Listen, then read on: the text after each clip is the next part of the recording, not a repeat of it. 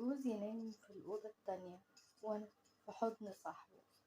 ازاي وصلت للوضع ده وازاي بخونه دلوقتي؟ صاحبة القصة بتقول أنا عندي 30 سنة، اتجوزت وأنا عندي 24 سنة بعد خطوبة دامت حوالي سنة كاملة. جوزي حسام كان شاب عادي، ملوش في التدخين ولا قعدة القهاوي، وكان شغال موظف في شركة خاصة، ودخله الحمد لله كويس ومستقر، وأهله ناس محترمين جدا.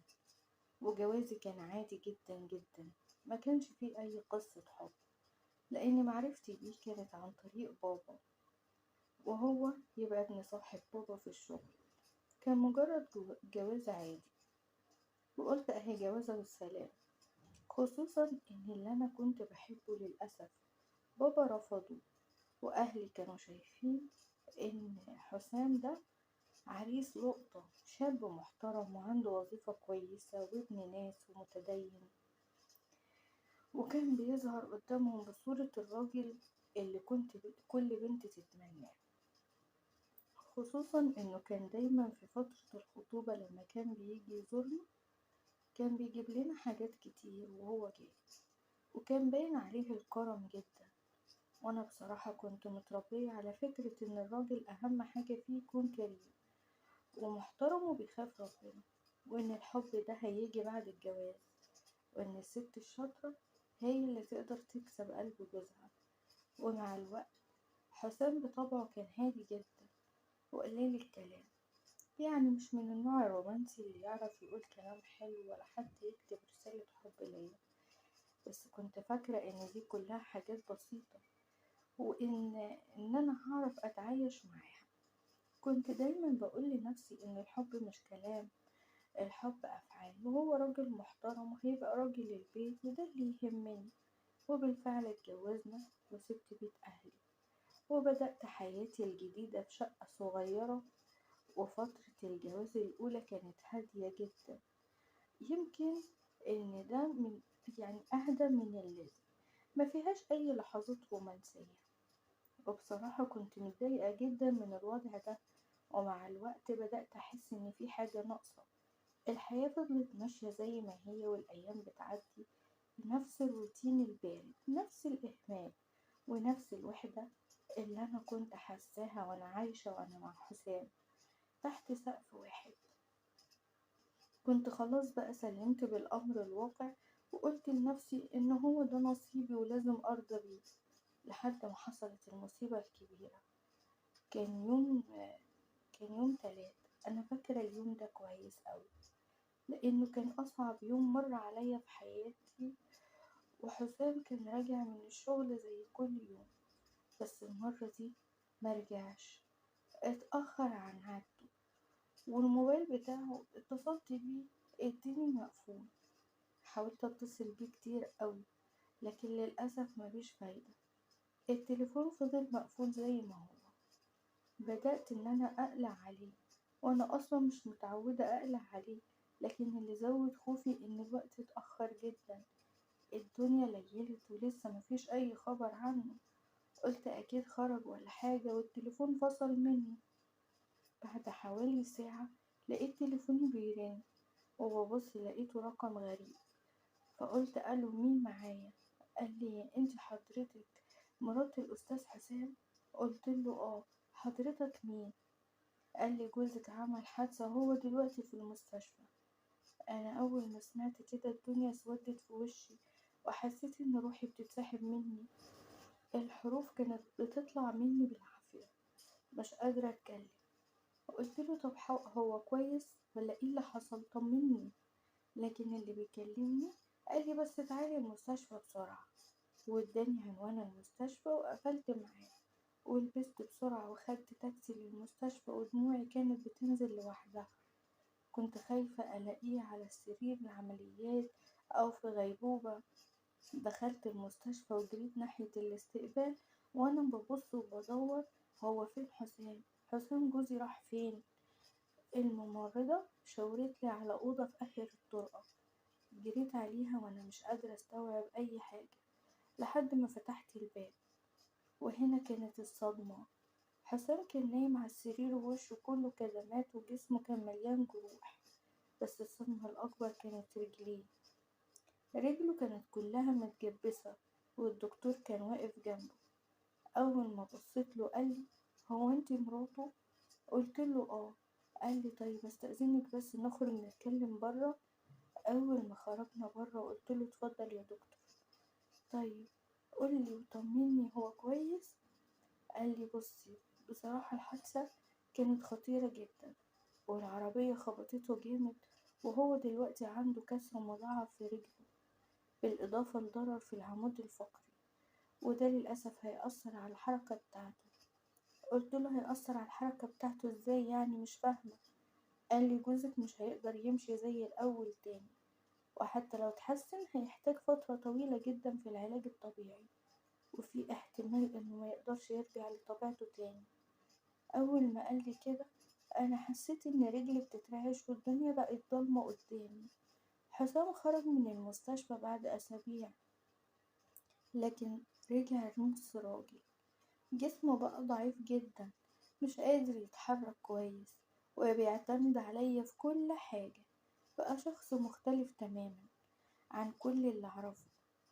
بقيت انا اللي بعمل كل حاجة، بساعده يدخل الحمام، بلبسه هدومه، يعني بأكله بإيدي، بشيله لما بيقع. بقيت الممرضة بتاعته أكتر من إن أنا بقيت مراته، مع حالته الصحية بقى اللي عمالة تتدهور دي. بقى عصبي جدا جدا، وبقى بيزعقلي طول الوقت. كان بيحس بالإهانة لما باجي أساعده، بس في نفس الوقت ما يقدرش يستغنى عني. أنا اتحولت من زوجة محتاجة حب واهتمام لممرضة بتخدم راجل مش طايق نفسه ومش طايق حياته. أنا ست وعندي مشاعر، عندي احتياجات كتير، عايزة أحس إن أنا أنثى، ومحدش ولا شايف ولا حاسس بده.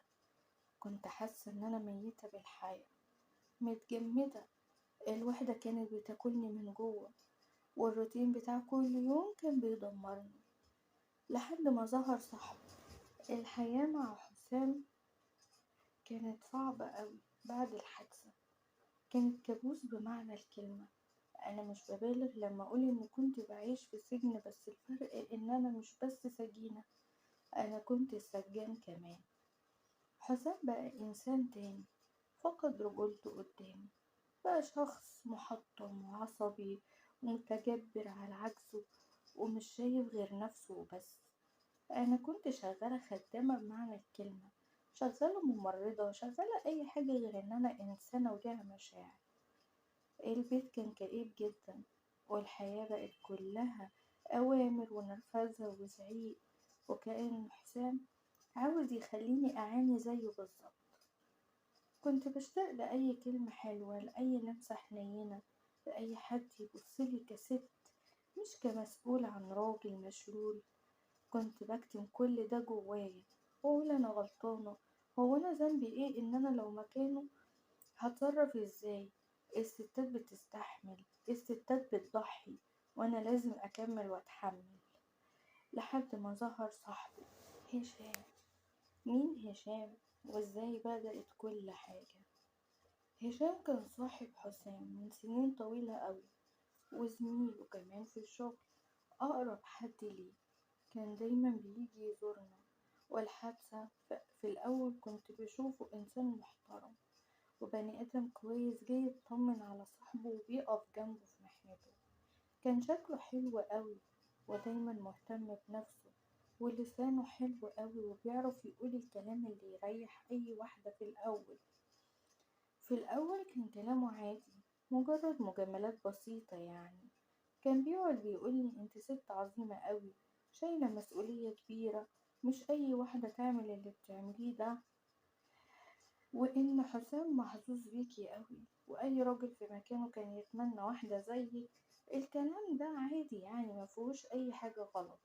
لكن مع مرور الوقت بقيت بستنى كلامه ده، بقيت بحس إن الشخص الوحيد اللي شايف تعبي، والوحيد اللي مقدر المجهود اللي ببذله، الوحيد اللي بيهتم بيا.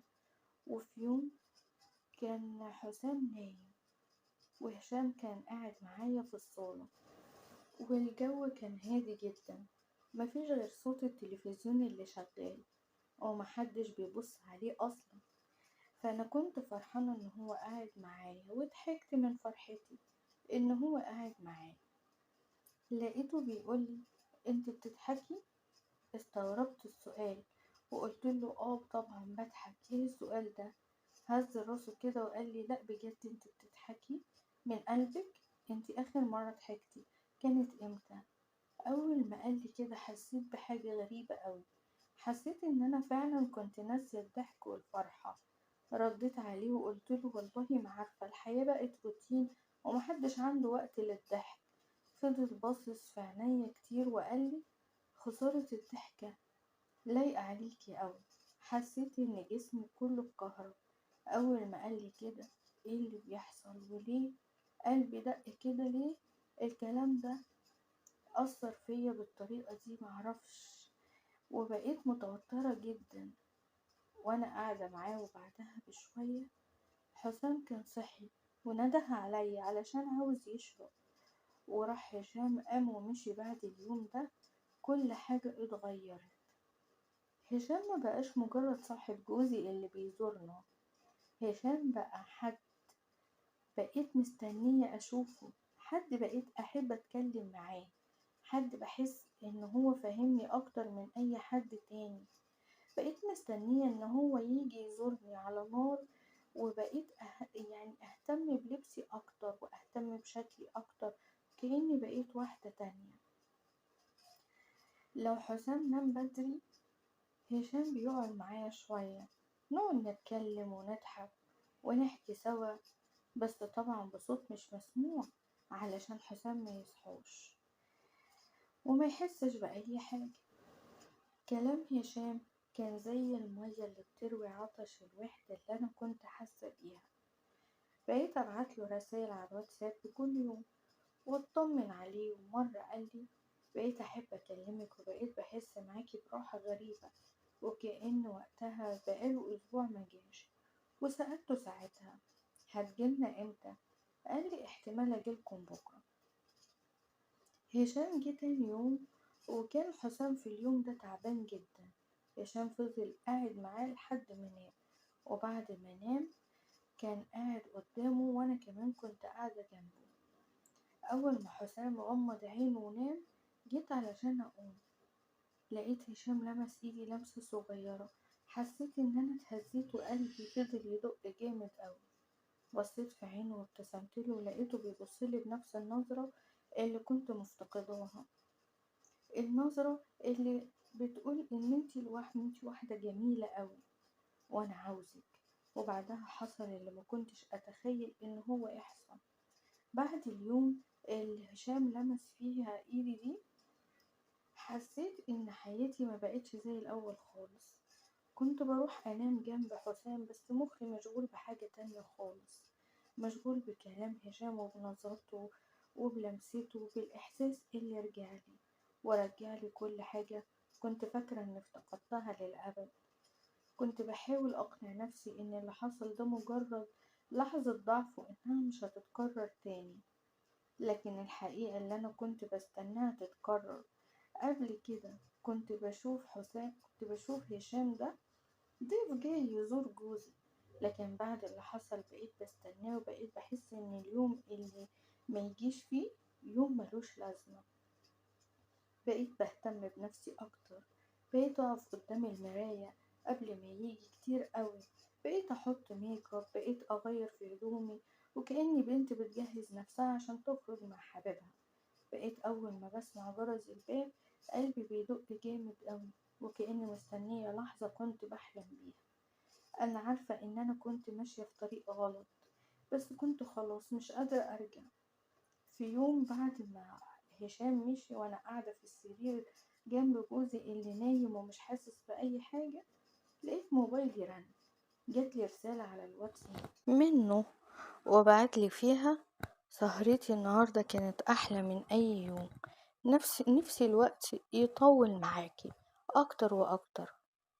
حسيت بجسمي بيترعش من كلامه، وهنا كانت أول خطوة في خطوات الضياع. نظرات، كلام حلو، لمسات شوق وحب بيكبر جوه كل واحد فينا. وانا مش طايقة الوضع اللي انا فيه مع جوزي خالص، مش طايقة ان انا اعيش كأني ميتة، مش طايقة احساسي اني محبوسة في بيت كله مرض وتعب ومعاناة. نمت جنب جوزي وانا بعيط، مش قادرة افهم ليه انا حاسة بكده. وفي اليوم اللي بعده هشام كلمني وقال لي: انا جاي اشوف جوزك صاحبي، بس الصراحة نفسي اشوفك